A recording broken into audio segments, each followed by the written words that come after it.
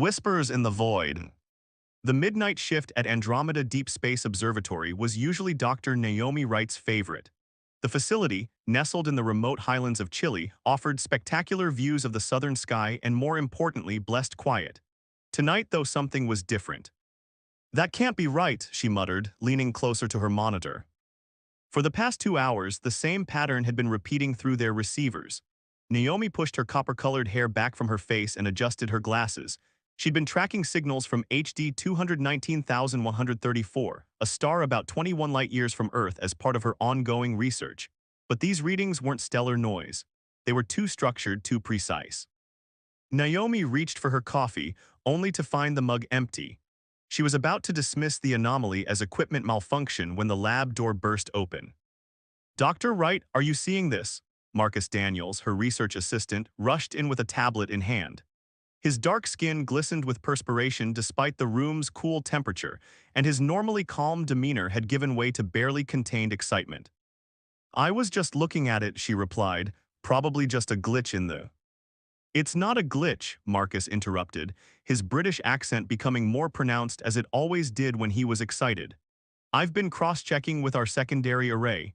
The signal's consistent across all receivers." Naomi frowned. Run a diagnostic anyway, could be solar interference. Marcus shook his head and moved to her terminal. His fingers flew across the keyboard, bringing up a visual representation of the signal pattern. "Look at these sequences. They repeat in prime number intervals." He pointed to several clusters on the screen. "And here, this section follows the Fibonacci sequence before transitioning to something else entirely." Naomi felt a chill run down her spine. Mathematical sequences were the universal language, the kind of pattern intelligent beings might use to communicate across vast distances of space. If this was what she thought it was. "Download everything," she said, suddenly all business, "and get Dr. Khatri on the phone." By dawn, the observatory's main conference room buzzed with activity. Dr. Victor Khatri, the facility's foremost expert in signal analysis, had arrived at 3 a.m., his eyes bloodshot but alert behind round spectacles.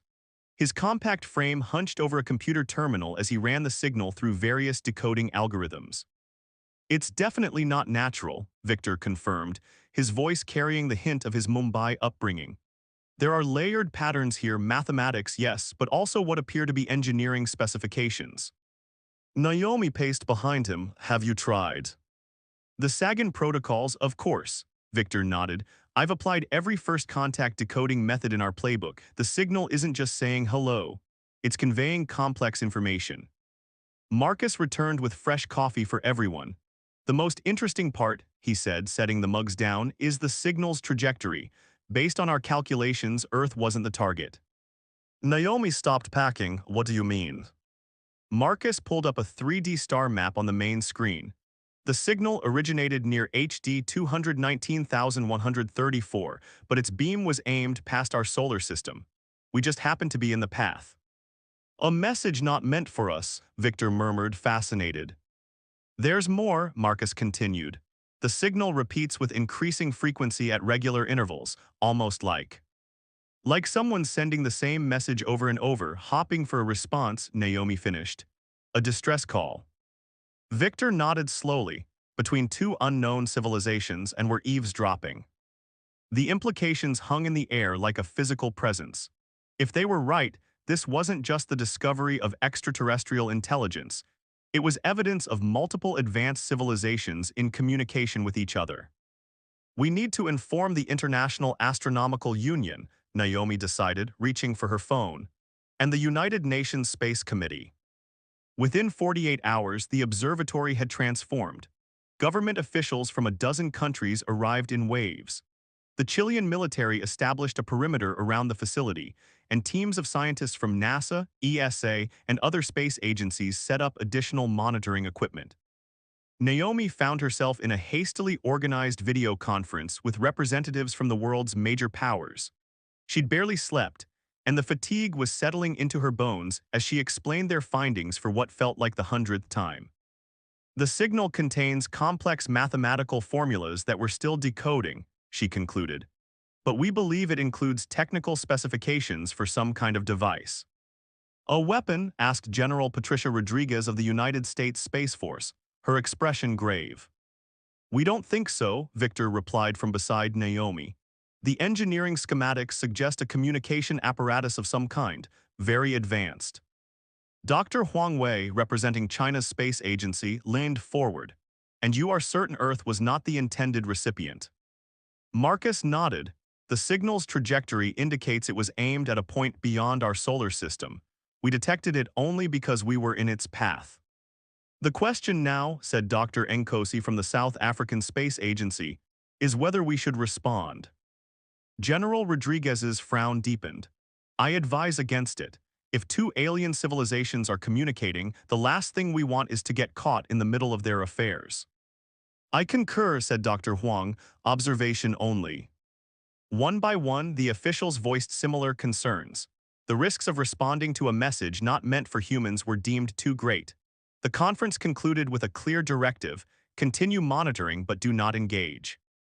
After everyone dispersed, Naomi found Marcus in the observatory dome, staring up at the night sky through the massive opening. "They're afraid," she said, joining him. Marcus turned to look at her. "Aren't you?" Naomi considered the question. Terrified, she admitted, but also curious. Somewhere out there someone needs help. "Or thinks they do," Marcus countered. "We have no idea what the message actually means. The distress part is our interpretation." Naomi leaned against the railing. "What do you think the device is for?" Marcus hesitated. "Based on what we've decoded so far, it appears to be a quantum entanglement communication system. Far more advanced than anything we have, but the basic principles are recognizable." "Could we build it?" "Parts of it maybe, enough to establish contact at least." Marcus studied her face. "You're not seriously considering this, are you? We'd be violating direct orders." Naomi gazed up at the stars. HD 219,134 wasn't visible from their location, but she knew exactly where it would be in the northern hemisphere sky. "If we wait for official approval, it might be too late. Whatever emergency prompted this signal could have passed." "Or we could be inviting disaster," Marcus warned. "These are alien civilizations, Naomi. We have no idea what their intentions are or what conflicts they might be involved in." "True," she acknowledged. "But this is also humanity's chance to join a larger community, to show whoever is out there that we're ready to be part of something bigger than ourselves." They stood in silence for a long moment, the weight of the decision hanging between them. Finally, Marcus sighed. "You know I trust your judgment," he said quietly, "but this is bigger than us." Naomi turned to face him directly. "Everything we've ever discovered has been bigger than us, Marcus. That's the point of exploration. We reach beyond what we know." Another long pause, then Marcus nodded reluctantly. "I'll help you draft a response, something simple just to let them know we heard them." 3 nights later, during a shift change when security was at its most lax, Naomi and Marcus slipped into the main transmission control room. Using the observatory's powerful array, they sent a simple message in return, a mathematical acknowledgement using the same pattern structure as the original signal. "Now we wait," Naomi said as they finished, her heart pounding with equal parts terror and exhilaration. "How long do you think it will take to get a response?" Marcus asked, nervously glancing at the door. Naomi looked up at the stars visible through the observatory dome. "That depends on who's listening," she replied, "and how desperate they are for an answer." As they left the transmission room, neither noticed the small red light blinking on one of the monitoring consoles, an automatic recording of their unauthorized transmission, saved to the observatory's security logs. 3 months passed with no sign of a response. Naomi had almost convinced herself they'd failed, that their message had been too simple or too weak to reach its destination. The international team at the observatory had dwindled as the initial excitement faded, though the Chilean military maintained a token presence. Then, on a quiet Tuesday afternoon, every system in the facility lit up simultaneously. "Massive incoming data burst," Victor shouted from the main monitoring station, directed specifically at our coordinates. Naomi rushed to his side, heart hammering in her chest. "Source: HD 219,134, Victor confirmed, his voice trembling slightly. "Same origin as the original signal." The observatory erupted into controlled chaos as scientists scrambled to capture and analyze the incoming data. General Rodriguez, who had remained as the United States primary representative, strode into the control room with fire in her eyes. "Who authorized a response to the alien signal?" she demanded. Before Naomi could confess, Marcus stepped forward. "I think we have more pressing concerns right now, General. We've received a reply." The data stream continued for nearly an hour before abruptly cutting off. When the analysis began, the results left everyone stunned. "It's a blueprint," Victor explained as he projected the compiled data onto the main screen. Complex diagrams filled the display, showing intricate schematics and formulas. "For the device mentioned in the original signal, a quantum communication apparatus unlike anything we've ever seen." "And there's more," Marcus added, bringing up another image with simple symbols arranged in patterns. "Our linguistics team believes this translates roughly to construction urgent, time limited, assistance appreciated." General Rodriguez crossed her arms. "Someone out there thinks we can build this thing," she said, her earlier anger temporarily overshadowed by amazement. "And they need it fast." "Can we?" asked Dr. Huang, who had flown in from Beijing upon hearing the news. All eyes turned to Naomi. She studied the blueprints, her mind racing through the possibilities and implications. This wasn't just first contact anymore, it was a request for help from across the stars. "Yes," she said finally, meeting the general's gaze. "I believe we can, but we'll need the whole world's help to do it." As the room erupted into discussion, Naomi caught Marcus's eye across the crowded space. He gave her a small nod, acknowledging what they both knew. Their unauthorized message had changed humanity's destiny forever. For better or worse, Earth had answered a call from the stars, and now the unknown authors of that call were reaching back. 3 months after receiving the alien blueprints, the truth had spread worldwide. News agencies reported on the extraordinary communication, and governments struggled to control the narrative. Religious leaders offered varied interpretations, scientists debated the technology's feasibility, and conspiracy theorists had a field day.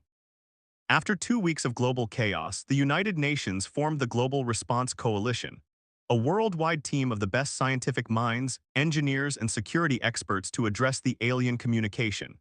And at its center, despite General Rodriguez's initial objections, stood Dr. Naomi Wright, the woman who had dared to answer the stars.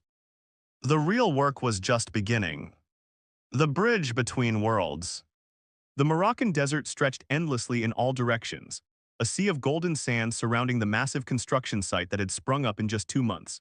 Here, shielded from prying eyes and population centers, the Global Response Coalition had established its primary facility, a sprawling complex of laboratories, living quarters, and at its center, a cavernous hangar where humanity's greatest technological achievement was taking shape.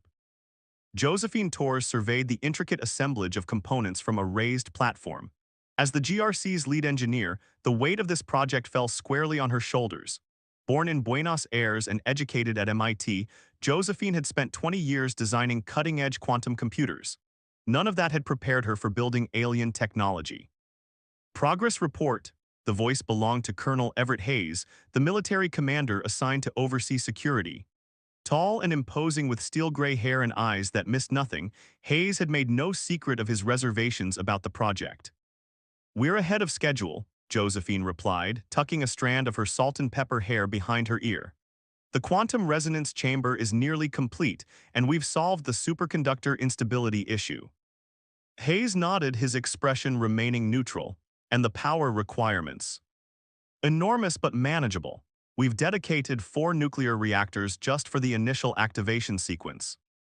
The colonel studied the partially constructed device, a massive ring structure 15 meters in diameter, filled with an intricate web of crystalline components and pulsing with subtle energy even in its incomplete state. "You actually believe this will work," he said, more statement than question. Josephine met his gaze directly. "I do. The math is sound. The engineering principles are beyond what we've achieved, but not beyond what we can understand. And you trust these instructions from beings we've never met who didn't even intend to contact us in the first place." "I trust science, Colonel, and everything about this design represents science far more advanced than ours but still obeying the same universal principles." She turned back to the device. "Besides, what choice do we have? The world knows about the signal now. There's no going back." Hayes was silent for a moment. Dr. Khatri's team finished translating more of the message yesterday. Did you read his report? Not yet, I've been here for 20 hours straight. Apparently, there's more urgency than we realized. The aliens, whoever they are, seem to be facing some kind of existential threat. That's why they need this device. Josephine frowned. What kind of threat? They don't specify, but Dr. Wright believes they're trying to evacuate their population. This thing might be part of a rescue operation. Before Josephine could respond, alarms blared throughout the facility. Red warning lights flashed as security personnel rushed to their stations. What's happening? She demanded, following Hayes as he strode toward the command center. Perimeter breach, he replied grimly, East Sector. When they reached the command center, they found Dr. Naomi Wright and Marcus Daniels already there, watching the security feeds with tense expressions. It's the third breach this week, Marcus said as they entered.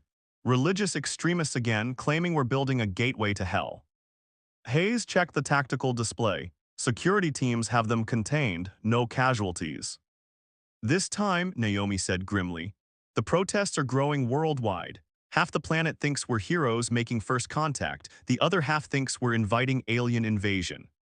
Both could be right, Hayes muttered. We need to accelerate the timeline, Josephine decided. The longer this project takes, the more opportunity for sabotage. Agreed, Naomi nodded. I'll assign additional teams to the crystalline matrix alignment. If we work in shifts around the clock, we might be operational within 2 weeks. As they dispersed to their duties, none of them noticed the subtle shimmer in the air near the partially completed device, a ripple in reality that appeared for just a moment before vanishing. Dr. Layla Nassar couldn't explain what happened that night. A brilliant quantum physicist from Egypt's Alexandria University, she had been working on calibrating the device's central processing core, a task that should have taken weeks of careful adjustments. Yet somehow, as midnight approached and fatigue clouded her thinking, the solution had simply appeared in her mind. It's as if someone whispered the answer, she explained to Josephine the next morning, dark circles under her eyes but her face alight with excitement. I was stuck on the quantum field harmonics, and then suddenly I understood exactly how the crystalline lattice should be arranged. Similar stories began emerging across the project. Engineers reported flashes of insight that solved problems they'd been struggling with for days. Mathematicians woke from dreams with complete solutions to complex equations. Even the construction teams found themselves intuitively understanding how to assemble components they'd never seen before. It could be the pressure, Dr. Victor Khatri suggested during one of their daily briefings. The human mind often performs remarkably under extreme conditions. Or something else is happening, Naomi countered, a theory forming that she hesitated to voice aloud. The device, even incomplete, might be affecting us somehow. Colonel Hayes frowned deeply at this suggestion. Are you implying we're being influenced? Not necessarily in a negative way, Marcus interjected. But think about it, we're building technology centuries beyond our current capabilities and succeeding. That defies all logic. Unless, Josephine said slowly, the pieces clicking into place, the quantum principles at work here aren't bound by normal time constraints. Quantum entanglement doesn't just connect particles across space. In theory, it could connect across time as well. You think the completed device is somehow reaching back to help us build it? Hayes asked incredulously. Josephine shrugged. I'm just saying the quantum physics involved here goes beyond our current understanding. We're experiencing effects we can't explain. Which is exactly why I've doubled security and containment protocols, Hayes replied. Unknown effects mean unknown risks. Despite the mysteries and concerns, progress accelerated dramatically.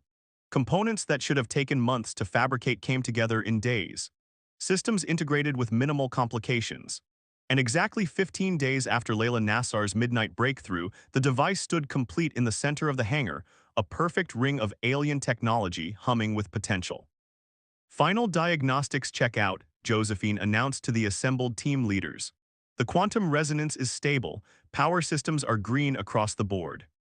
So what now? Hayes asked, eyeing the device warily. Do we turn it on? Naomi consulted the translated instructions. According to what we've decoded, the device should activate automatically when all components reach quantum coherence. As if responding to her words, the ring began to vibrate. The metallic frame glowed with an inner light that steadily intensified, and the air inside the ring shimmered like heat waves rising from desert sand. "Everyone back," Hayes ordered, drawing his sidearm. Security personnel formed a protective cordon around the scientists as the device's humming rose in pitch until it was almost painful to hear. Then abruptly everything stopped. The ring filled with what appeared to be liquid starlight, a vertical pool of shimmering energy that cast no shadows. From this luminous portal a voice spoke. It wasn't quite sound, but something the humans could understand nonetheless.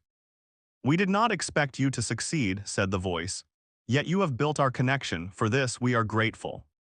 A figure began to emerge from the light, a shape unlike anything human eyes had ever seen before. Standing over 2 meters tall, the being resembled a humanoid form crafted from crystalline structures that shifted and flowed like liquid glass. Its body glowed from within with pulses of blue-violet light, and where a human would have a face, this entity had a complex pattern of luminous nodes that rearranged themselves continuously. First contact had been established, and as the alien form fully materialized, stepping onto Earth's soil, Naomi realized with a mixture of awe and trepidation that humanity's greatest adventure, and perhaps its greatest trial, was just beginning. "I am Telesir, emissary of the Veldari Collective," the crystalline being communicated, its voice forming directly in their minds rather than through sound waves. "Your achievement is unprecedented. No species of your technological development has ever successfully interpreted our quantum communications, let alone constructed a functional bridge." The assembled humans stood frozen in shock. Colonel Hayes kept his weapon raised but held his fire, sensing the historic importance of this moment. Naomi stepped forward, her heart pounding but her voice steady. "Welcome to Earth," she said. "I am Dr. Naomi Wright. We intercepted your message and built your device as requested." Telesir's crystalline form shifted, refracting light in mesmerizing patterns. "The message was not intended for your kind. It was directed to our allies, the Meridians, using quantum channels that should have been imperceptible to your technology." "We didn't understand all of it," Marcus admitted, moving to stand beside Naomi. "But we figured out enough, obviously." "Obviously," Telesir replied, and though the being had no recognizable face, they sensed what might have been amusement in its mental voice. "Now I must ask, how advanced is your interstellar travel capability?" Josephine answered, stepping forward to join her colleagues. "We've reached our own moon, sent unmanned probes throughout our solar system, but nothing beyond that." "So primitive then," Telesir's light patterns dimmed slightly. "This is most unfortunate." "Why do you need to know about our space travel?" Hayes asked, still not lowering his weapon. Telesir turned toward him, the crystalline body reorienting itself completely. "Because my civilization is running out of time, and we had hoped for rescue ships, not merely a communication link." Over the next hour, Telesir explained the Veldari situation. They were an advanced civilization that had thrived for thousands of years in a star system humans knew as HD 219134.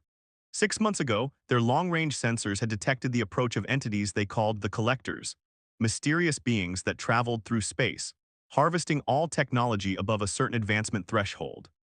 "They are like cosmic filters," Telesir explained, projecting holographic images from its crystalline body that showed massive geometric ships that seemed to absorb everything around them.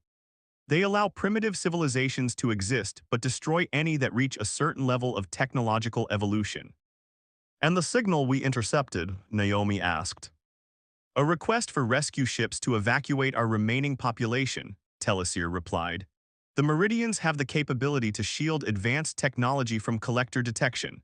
We had hoped they would send a fleet to our colony world, where we've hidden our remaining people." Marcus looked confused. "But if the signal was aimed at the Meridians, why did we receive it?" Telesir's body stiffened, its light patterns freezing momentarily. "This is most concerning. The signal was precisely aimed using quantum entanglement. You should not have been able to detect it unless—" The alien paused, its crystalline form pulsing rapidly. "Unless the Meridians have already fallen to the Collectors and their quantum network has collapsed." A heavy silence fell over the room as the implications sank in. "So your allies aren't coming," Hayes stated flatly. "It appears not," Telesir replied. "And worse, by building this connection bridge and responding to our signal, you have now revealed your location to the Collectors as well." Hayes turned to Naomi, his face tight with barely controlled anger. "You've doomed us all with your curiosity." That was not my intention, she said quietly. Intentions matter little now, Telesir interjected. The collectors will have detected the activation of this bridge. They will come here next. How long do we have? Josephine asked, her scientific mind already calculating possibilities. Based on their last known position and speed, approximately 3 of your Earth months, Telesir replied. And what exactly do these collectors do when they find a civilization? Marcus asked, though his pale face suggested he already feared the answer. Telesir projected another hologram showing a planet surrounded by geometric ships. Beams of energy stabbed down to the surface, which began to glow and then crack apart as its resources were extracted. They harvest all technology, energy sources, and useful materials, the alien explained. Organic life forms are generally ignored unless they resist. So they'll strip our planet bare, Naomi whispered. Yes, Telesir confirmed. I am deeply sorry to have brought this doom upon you. Had we known humans would intercept and respond to our message, we would have directed it elsewhere. Naomi looked around at the shocked faces of her colleagues, then back to the alien visitor. Is there any way to stop them? The Veldari have tried for generations, Telesir answered. Our weapons are useless against their shields. Our ships cannot outrun them forever. We had hoped the Meridians might have discovered some defense, but now. Then we'll have to find a way ourselves, Naomi said firmly. Hayes laughed bitterly. With what, you heard the alien, even their advanced civilization couldn't stop these collectors. What chance do we have? Telesir studied Hayes, then Naomi. Your determination is admirable but misplaced. Your technology level is far below that of the Veldari. If we could not defeat them, you have no hope. Maybe that's our advantage, Josephine said suddenly, her eyes lighting up with an idea. What do you mean? Marcus asked. You said the collectors ignore primitive technology, right? Josephine turned to Telesir. They only target civilizations above a certain threshold. Correct, Telesir confirmed. They seem programmed to eliminate competitors while allowing developing species to continue evolving. Then maybe, Josephine continued, excitement growing in her voice, we're just primitive enough to have a chance. Telesir's head tilted, the crystalline structure reconfiguring as it studied Josephine with new interest. Explain your reasoning. The collector's sensors must be calibrated to detect advanced energy signatures and technology, Josephine said. But Earth still uses a lot of analog technology alongside our digital systems. What if we created a hybrid defense system, Veldari knowledge applied through human analog technology? Like using a Stone Age spear with modern tactics, Hayes mused, warming to the idea despite his earlier skepticism. The enemy won't see it coming because they're looking for missiles, not sticks. An interesting analogy, Telesir replied, light patterns flickering rapidly. But the implementation would be extremely difficult. You would need to manufacture defensive systems based on our designs but using your primitive methods. Can it be done? Naomi asked. Telesir was silent for a long moment. Perhaps, but you have only 3 months. Even with my help it seems impossible. Impossible for Veldari, maybe, Marcus said with a small smile. But humans specialize in impossible. 2 days later, leaders from every major nation gathered at the United Nations. For the first time in history, a non-human entity addressed the General Assembly as Telesir's image was projected onto the stage. The Veldari emissary's message was broadcast to every corner of the globe. Earth was in danger, and all of humanity needed to work together to survive. By the end of the week, the largest cooperative effort in human history had begun. Factories worldwide shifted production to components for the defense system. Universities opened their labs for research. Military forces coordinated global security. Even private companies donated resources and expertise. The plan was ambitious. Create a planetary shield using a combination of Veldari quantum theory and Earth's robust analog technology. The shield would be invisible to collector sensors while still being able to disrupt their harvesting beams. At the main facility in Morocco, Josephine found Hayes working late one night, reviewing security protocols. Any progress with the deflector grid? He asked as she entered his office. She nodded, the fatigue evident on her face but her eyes bright with purpose. Better than expected, look at this. She handed him what looked like an ordinary circuit board with strange crystalline components embedded within it. This converts the Veldari quantum disruptor design into something we can actually build with Earth materials. It's not as powerful as their version, but we can produce thousands of these. Will it work? Hayes asked, examining the hybrid technology with newfound respect. In theory, we'll test it tomorrow. As days passed, Telesir spent more time observing the humans at work. One evening, Naomi found the alien watching a team of engineers who were arguing loudly over how to solve a particular problem with the shield generators. Is something wrong? She asked the crystalline being. I find your methods chaotic, Telesir replied. Veldari approach problems with precise, ordered thinking. Your people argue, follow intuition, try solutions that defy established principles. But they solve problems we would consider impossible. Telesir's mental voice carried a tone Naomi hadn't heard before, something like wonder. That engineer there suggested connecting components in a way that violates fundamental laws of quantum mechanics. It should fail spectacularly.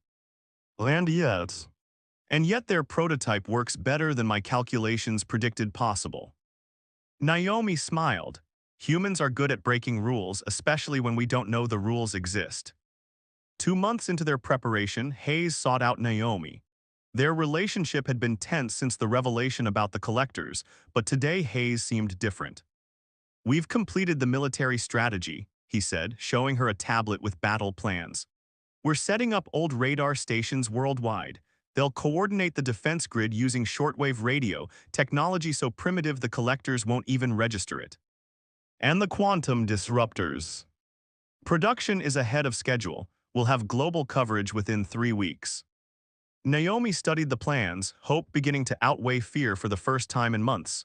Do you think it will be enough? Hayes was quiet for a moment. I've spent my career preparing for threats we could anticipate: terrorists, rogue states, even conventional wars. Nothing prepared me for this. He looked up at the stars, just becoming visible as dusk fell. But I've also never seen humanity so united, so focused on a single goal. If there's one thing I've learned in my military career, it's never underestimate the human capacity to surprise. From across the compound, they heard the excited shouts of scientists. Another breakthrough, another impossible problem solved. We survived ice ages, plagues, and our own self-destructive tendencies, Naomi said quietly. Maybe facing an external threat is exactly what we needed to remember what we're capable of. Hayes nodded, a rare smile crossing his face. Maybe the collectors are about to learn that even primitive species can be dangerous when cornered. As night fell completely, the stars shone brightly over the facility, the same stars that had sent an unintended message, the same stars from which both salvation and destruction might come. In just 1 month, the collectors would arrive, and humanity would face its greatest test. But they would not face it alone. Above them, the crystalline form of Telesir glowed against the darkness, a bridge between worlds and a reminder that even in the vastness of the cosmos, different species could find common cause in the face of extinction. And as engineers and scientists worked through the night, the prototype defense grid hummed to life, sending invisible waves of disruption into the atmosphere. Primitive technology imbued with advanced knowledge, Earth's first line of defense against the harvesters of stars. The battle for humanity's future was just beginning, but for the first time in their long evolutionary history, humans looked to the stars not with wonder or fear, but with determination. Whatever came from beyond, they would meet it together. The collectors were coming, but Earth would be ready.